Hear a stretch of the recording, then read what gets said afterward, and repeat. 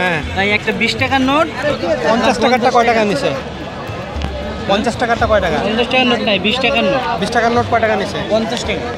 একটা 20 টাকার নোট 50 টাকা? 50 টাকা। 20 টাকাটা কত ভাই এটা? 50 টাকা ভাই 50 হাজারে কত ভাই?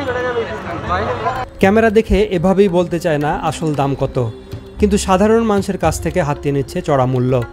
নতুন 20 টাকার নোট বিক্রি হচ্ছে 50 টাকায়। যেখানে সাধারণ মানুষের কাছে এখনও নতুন টাকা পৌঁছায়নি, সেখানে গুলিস্তানে বিক্রি হচ্ছে লাখ লাখ টাকা।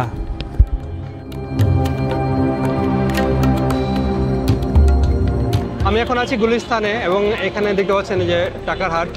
এখান থেকে মূলত নতুন টাকা ক্রয় বিক্রয় করা হয়। আর এখানে আর একটা সুবিধা হচ্ছে যে আপনাদের যদি কোনো ছিঁড়ে টাকা থাকে, পুরাতন কোনো নোট থাকে, সেক্ষেত্রেও কিন্তু এরা এক্সচেঞ্জ করে দেয়।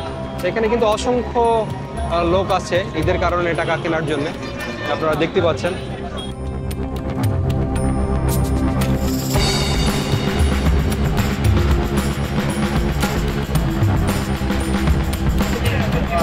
একটা 20 টাকার নোট নিয়ে একটা 1000 টাকার নোট নিছি, 1020 টাকা। 1020 টাকা। আর একটা 50 টাকার নোট। হ্যাঁ তাই একটা 20 টাকার নোট। 50 টাকারটা কয় টাকা নিছে?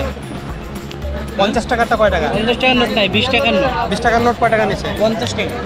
একটা 20 টাকার নোট 50 টাকা? 50 টাকা। হ্যাঁ কয় টাকার নোট এটা? 20 টাকা কিনছি 50 টাকা করে। দেখান তো নোটগুলা।